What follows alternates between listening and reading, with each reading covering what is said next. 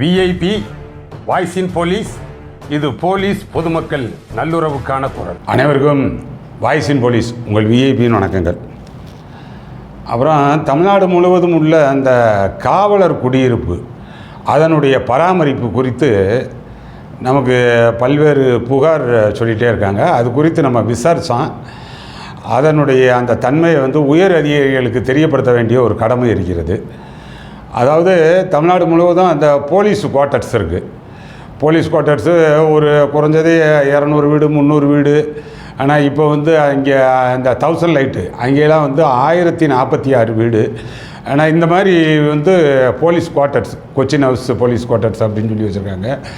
அப்புறம் இது மாதிரியான வீடுகளில் லயன் அள்ளின்னு போட்டிருப்பாங்க. இதெல்லாம் ரொம்ப பழைய சிஸ்டம். ஆனால் அந்த ஏஆரில் ஒருத்தர் லயன் அள்ளின்னு பார்ப்பார். அவர் எல்லா வீட்டுக்குமான அந்த ப்ளம்பர் ஒர்க் பார்ப்பார், எலக்ட்ரீஷியன் பார்ப்பார், யாரையாச்சும் கூட்டிகிட்டு பார்த்துக்கிடுவார். அப்போலாம் நம்மகிட்ட பணம் வாங்கினதாகவே நினைவு இல்லை எங்களுக்கு. ஏஆர் குவார்ட்டர்ஸில் நான் இருந்திருக்கேன். அப்போலாம் எதுவும் பணம் கொடுத்ததாகவே அதெல்லாம் அந்த ஏஆர் தான் மெயின்டைன் பண்ணும். ஓஎஸ்லேருந்து அது பார்த்துக்கிடுவாங்க. ஒருத்தர் பார்ப்பார், லயன் அள்ளின்னு ஒருத்தர் இருப்பார். அவ்வளோதானே தவிர மெயின்டெனன்ஸ் சார்ஜ் அப்படின்லாம் வந்ததில்லை. இது இப்போ நம்ம இந்த போலீஸ் குவார்ட்டர்ஸில் இந்த அப்பார்ட்மெண்ட் சிஸ்டம் மாதிரி இப்போ இந்த அப்பார்ட்மெண்ட்டில் இருக்காங்க பாருங்கள்.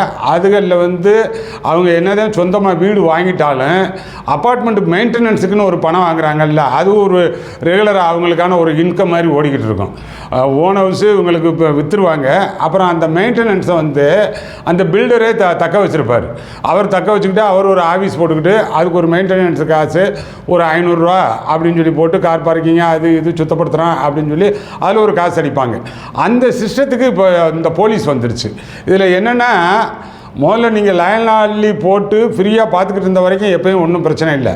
இப்போது 200 வீடு 300 வீடு 500 வீடு 1000 வீடுன்னு மெயின்டெனன்ஸ்னு போட்டு அதுக்கு 300 ரூபா வரும் பொழுது இது பல லட்சக்கணக்கான ரூபா புழங்குறக்கூடிய ஒரு தொழில் நிறுவனம் மாதிரி ஆயிடுச்சு. அது போக அந்த லயன் அள்ளி அங்கே இருக்கிறார் பாருங்க, அவர் ஒரு நீண்ட நாள் அங்கே இருக்கிறதுனால அவருக்கு நிறைய ஆக்சஸ் கிடைக்குது. அப்போ அவரே ஒட்டுமொத்த அந்த குவார்ட்டர்ஸுக்கான ஒரு குறுநில அதிபர் மாதிரி ஆயிடுறார். அவர் சில ப்ரைவேட் வெஹிக்கிள்ஸை அங்கே அன்ஆத்தரைஸ்டாக பார்க்கிங்க்கு அலோவ் பண்ணுறாரு. அப்புறம் சில லோக்கல் வெண்டர்ஸ், ஆனால் சில்லறை வணிகர்கள், வெஜிடபிள் வெண்டர்ஸு, தள்ளுவண்டி, அயனு, இந்த மாதிரியான ஆட்கள்லாம் இங்கே பெர்மனெண்ட்டாக இருக்கிறதுக்கு அலோவ் பண்ணுறாரு. இதுக்கெல்லாம் ஒரு அமௌண்ட் வாங்குறாரு அப்படின்றது வருது. இப்போ நார்மலாக 300 ரூபா வாங்குறாங்களாம். இப்போ இந்த கொச்சின் ஹவுஸ் குவார்ட்டர்ஸ்லாம் அதான் 1000 வீடுகளுக்கு 1046 வீடாக நம்ம இருக்கா. 1000 விளக்கு போலீஸ் ஸ்டேஷன் கண்ட்ரோல்னு நினைக்கிறேன். இப்போ 300 ரூபா வாங்குறாங்கன்னு வைங்க. அப்போது ஒரு 3 லட்ச ரூபா புழங்குது. இந்த 10 பிளாக் இருக்குது. இங்கே 10 பிளாக்குக்கு ஒவ்வொரு பிளாக்குக்கும் ஒரு லைன் அள்ளி இருக்கிறார். அப்போ 10 பிளாக்கு 10 லைன் அள்ளி, அப்புறம் ஓவராலாக 2 லைன் அள்ளியே நம்ம சொல்கிறாங்க. அதுக்கு இப்போ 10-12 பேர் இருக்காங்க. நீங்கள் ரொம்ப மினிமம் வச்சா கூட ஒரு 60,000 ரூபா சம்பளம் வைங்க. அப்போ என்ன இந்த 10 பேர் ஒரு 6 லட்சம் 7 லட்ச ரூபா இந்த போலீஸுக்கான சம்பளம் 7 லட்சம். இவங்ககிட்ட ஒரு 3 லட்சம் வாங்குறீங்க. யார் அங்கே நம்ம மென்னுட்ட. அப்போ ஒரு 10 லட்ச ரூபாயா மெயின்டெனன்ஸுக்கு இதுக்கு ஆகும். என்னென்னா ஒரே ஒரு வாட்ச்மேன் தான் இருக்காரா. ஆனால் அந்த அவ்வளோ பெரிய இதுக்கு 1000 பேர் இருக்கக்கூடியதுக்கு ஒரே ஒரு வாட்ச்மேன் தான் இருக்கிறாராம். அப்போ அவ்வளோ ஆகுமா? எப்படி இந்த பணம்லாம் யாருக்கு போகுது அப்படின்னு சொல்லி பார்க்கணும். இதில் பார்த்தீங்கன்னா இப்போ இந்த குவார்ட்டர்ஸ் கட்டுறது, ஏன்னா அந்த பில்டிங் கட்டுறது, இது எல்லாம் அந்த டிஎன்பிஹெச்சி கட்டி நம்மளுடைய ஹெட் ஆஃப் த போலீஸ் பொறுத்து டிஜிபி அவங்களுக்கு கொடுத்துட்றாங்க. அந்தந்த டிஸ்ட்ரிக்டில் இருக்கக்கூடிய எஸ்பியினுடைய கண்ட்ரோலுக்கு வந்துடுது. அப்போ வெல்ஃபேர்லாம் அவங்க தான் பார்க்கணும். ஆனால் இதில் எந்த வெல்ஃபேரும் பார்க்காம இது ஒரு தொழில் நிறுவனம் மாதிரி ஆயிடுது. அந்த ப்ளம்பருக்கு ஒரு 5000 ரூபா கொடுக்குறாங்களாம். அவர் எலக்ட்ரீஷியனுக்கு ஒரு 5000 ரூபா. அப்புறம் அந்த வாட்ச்மேனுக்கு ஒரு 8000லேருந்து 10,000க்குள்ளே அவ்வளோதான் முடிஞ்சு போயிடுது. அப்போ இவ்வளோ தொகையை யாராருக்கு இது பங்கிடப்படுது ஆனால் அப்படின்றது இதெல்லாம் இப்போ ஐஜி வெல்ஃபேர் அவங்க பார்க்கணும். சென்னையில் இப்போ ஐஜி வெல்ஃபேர் அவர் திரு நஜ்மல் ஓடா சார் இருந்தார். இப்போ 2 நாளைக்கு முன்னாடி போட்ட ட்ரான்ஸ்ஃபரில் அவர் மாறிடுறாரு. இப்போ ஐஜி போஸ்ட்டே இப்போ ராம்நாட்டில் டிஐஜியாக இருந்த அவர் டிஐஜி திரு துரை ஐபிஎஸ் சார் தான் வர்றாங்க. ஆனால் அவங்க தான் ஐஜி போஸ்ட்டையும் சேர்த்தே அவங்க தான் பார்க்குறாங்க, வெல்ஃபேர் பார்க்குறாங்க. பார்க்குறாங்க. அவங்களுக்கு இப்போ இதில் ரொம்ப சீரியஸான அஃபென்ஸாக இந்த தண்டையார்பேட்டை போலீஸ் குவார்ட்டர்ஸ் அது தொடர்பானது எனக்கு ரொம்ப சீரியஸாக கொடுத்துருந்தாங்க. அதுக்குள்ளே இருக்கக்கூடிய அந்த மரத்தையே அவர் வெட்டி வித்துட்டாராங்க. ஆனால் அங்கே இருக்கக்கூடிய வெங்கட்ராமன் அப்படின்ற ஒரு லைன் அள்ளி ஒரு கிரேட் 1 போலீஸு அந்த ஃபோட்டோ போட்டு விட்டுருக்காங்க பாருங்கள். ஒரு 2 மரம், அந்த மரத்தையே வந்து டோட்டலாக வெட்டி வித்துட்டாராம். ஆனால் இதெல்லாம் வந்து நம்முடைய கவர்மெண்ட் ஸ்கீம் படியே இதெல்லாம் அரசுக்கு சொந்தமான நிலத்தில் மரம் வெட்டினால் சிறை அப்படின்லாம் இருக்குது. அதாவது அந்த பசுமை பரப்பை வந்து அதிகப்படுத்துறதுக்காக பசுமை தாயகம் அப்படின்னு சொல்லி ஒரு திட்டங்கள் ஏற்படுத்தி அந்த வனத்துறை இது தொடர்பாக வந்து நிறைய திட்டங்கள் அறிவிச்சிருக்காங்க. அந்த வகையில் அரசுக்கு சொந்தமான இடத்துல நீங்கள் வந்து இது மாதிரி மரங்களை வெட்டுறதுனா முதல்ல வனத்துறைகிட்ட அனுமதி வாங்கணும். இதெல்லாம் வந்து ரொம்ப சீரியஸான அஃபென்ஸு. அதனால் கவர்மெண்ட் ப்ராப்பர்ட்டி இதெல்லாம் வந்து மொத்தத்துக்கே ஒரு அதான் சொல்கிறேன்ல 100 ரூபா பெறாது. அந்த ப்ராப்பர்ட்டி கை வச்சிங்கன்னா சிக்கலாயிரும். இப்போ இதில் பாருங்களேன், இவர் வந்து ரொம்ப எளிதாக அந்த தண்டையார்பேட்டை குவார்ட்டர்ஸில் இருக்கக்கூடிய அந்த மரத்தை வெட்டி விற்றுருக்கிறாரு. அப்புறம் அது போக அங்கே இருக்கக்கூடிய அந்த ஒவ்வொரு வீட்டுக்கும் 250 ரூபா 300 ரூபா ஏதாவது கலெக்ட் பண்ணுறாரு போல். அது கலெக்ட் பண்ணிவிட்டு மொத்தத்துக்கே இவருக்கு ஆகிற செலவு ஒரு 15,000 ரூபாய்க்குள்ளே முடிஞ்சு போயிடுது. இப்போ இந்த பணம் பூரா யாருக்கு போகுது அப்படின்னு சொல்லி இதை ஒரு புகாராக எடுத்து தமிழ்நாடு காவலர் குடும்ப நல கூட்டமைப்பு அப்படின்ற ஒரு அமைப்பு சார்பாக இதை வந்து இப்போ vigilance, commissioner of police greater Chennai இவங்க எல்லாத்துக்கும் வந்து இப்போ புகார் கொடுத்துருக்காங்க. இதனுடைய விசாரணை இப்போ தொடர்ந்து நடைபெறுவதாகவும் இவர்களுக்கு வந்து பதில் கொடுத்துருக்காங்க. இது இப்போ தண்டையார்பேட்டை குவார்ட்டர்ஸுக்கு மட்டும் கிடையாது.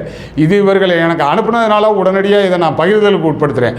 ஆனால் தமிழ்நாடு முழுவதும் இருக்கக்கூடிய குவார்ட்டர்ஸில் இது போன்ற ஒழுங்கினங்கள், இது போன்ற முறைகேடுகள், பணம் வசூல் பண்ணிட்டு எந்த விதமான கணக்கு கிடையாது. இதுக்கு யார் கணக்கு இருக்குது?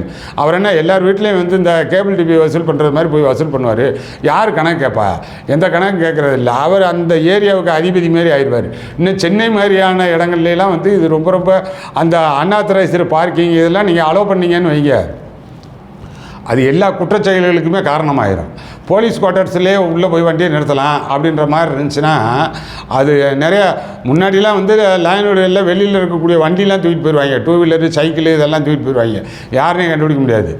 ஏன்னா வந்து அந்த போலீஸுக்கார வீட்டு பசங்களோட நெருக்கமாக தொடர்பு வச்சு வர்றாங்க இல்லை ஃப்ரெண்டு, அதை அனுமதிச்சாலே இந்த மாதிரி நடந்துடும். அதனால் அது ஒரு ப்ரைவேட்டட் ஏரியா மாதிரி, அது இந்த மிலிட்ரி ஏரியாவுக்குள்ளே போக முடியாது பார்த்தீங்களா? அது மாதிரி தான் நம்மளுடைய லைன் ஹெட்ஸ் இருக்கணும். ஆனால் நீங்கள் லைன் குவார்ட்டர்ஸை வந்து அந்தளவுக்கு ப்ரைவேட்டட் ஏரியாவாக தான் பாதுகாக்கணும். நீங்கள் இதை வந்து நீங்கள் ப்ரைவேட்டாக கொடுத்துட்டீங்கன்னு வைங்க, 1 லட்சம் கூட ஆகாதுங்க. ஆனால் இப்போ இந்த கொச்சின் ஹவுஸ்லாம் சொல்கிறேன்ல 10 லட்ச ரூபாய் வரைக்கும். நீங்கள் அந்த லைனாளிக்கு சம்பளம் பாருங்கள் எவ்வளோன்னு. அவருக்கு 60,000 70,000 சம்பளம், அவருக்கான அப்புறம் கலெக்ஷனு இதெல்லாம் மொத்தத்துக்கு நீங்கள் கொடுத்தீங்கன்னா 10 லட்ச ரூபாய் செலவாகிற இடத்துல 1 லட்ச ரூபா கொடுத்தீங்கன்னா மிக பிரமாதமாக இப்போ தான் A to Z எல்லாமே பார்க்குறதுக்கு வந்து ப்ரைவேட் வந்துருச்சுல, அவங்களே பார்ப்பாங்க. அவங்களே எல்லா மெயின்டெனன்ஸு எல்லாத்தையும் இதெல்லாம் எதெல்லாம் ப்ரைவேட்டைஸ் பண்ண முடியுமோ அதெல்லாம் ப்ரைவேட் பண்ணிடணும். நீங்கள் இன்னும் போலீஸை போட்டுக்கிட்டு அந்த தண்ணி அடிக்கிறதுக்கு போலீஸ் டிரைவரை போட்டுக்கிட்டு தண்ணி அடிக்கிற லாரிக்கெலாம் வந்து நீங்கள் ப்ரைவேட்டாக கான்ட்ராக்ட் விட்டீங்கன்னு வைங்க, அவன் கரெக்டாக ப்ராப்பராக கொண்டு வந்து ஊற்றிட்டு போயிடுவேன். அதுக்கு போலீஸ் டிரைவர்லாம் பயன்படுத்தணும்னு அவசியம் இல்லை, போலீஸ் வண்டி பயன்படுத்தணும்னு அவசியம் இல்லை. அதுக்கு நம்ம பராமரிப்பு, அதுக்கு ஒரு மெயின்டெனன்ஸு, அதுக்கு ஒரு டீசலு, அந்த டீசலை ஆட்டே போடுற கணக்கு, இது எல்லாமே வரும். இந்த ஒழுங்கினங்கள்லாம் தவிர்க்கணும்னா எதெல்லாம் குறைந்தபட்சம் ப்ரைவேட்டைஸ் பண்ணணுமோ அதெல்லாம் பண்ணிடணும். இந்த மாதிரியான மெயின்டெனன்ஸ் சமாச்சாரம்லாம் போலீஸ் இழுத்துக்கிட்டு இருக்கக்கூடாது. போலீஸ் எத்தனை போலீஸுக்கு சம்பளம் பாருங்கள். இந்த போலீஸ்லாம் இப்போ வந்து போலீஸ் ஷார்ட்டேஜ் டியூட்டிக்கு எடுங்க. லைனாலிலாம் இதெல்லாம் பழைய காலத்து சிஸ்டம்ங்க, பழைய பிரிட்டிஷார் பீரியடினுடைய சிஸ்டம். போலீஸ் ஒரு லைனாலி பார்க்குறது அப்படின்னு சொல்லி. அதனால் இப்போ ஆடலியே இல்லையா, அப்புறம் என்ன லைனாலி வர்றாரு. அதனால் அதெல்லாம் வந்து இது சொல்லணும் போல இருந்துச்சு. அதனால் இந்த பயிர்தலை பார்த்துக்குங்க. இது நாட் ஒன்லி தண்டையார்பேட்டை குவார்ட்டர்ஸு, இது சென்னையிலேயே வந்து புதுப்பேட்டை குவார்ட்டர்ஸ் இருக்குது, இந்த கொச்சின் ஹவுஸ் குவார்ட்டர்ஸ் இருக்குது, வந்து கொண்டித்தோப்பு குவார்ட்டர்ஸ் இருக்குது. இது எல்லாமே இருக்குது.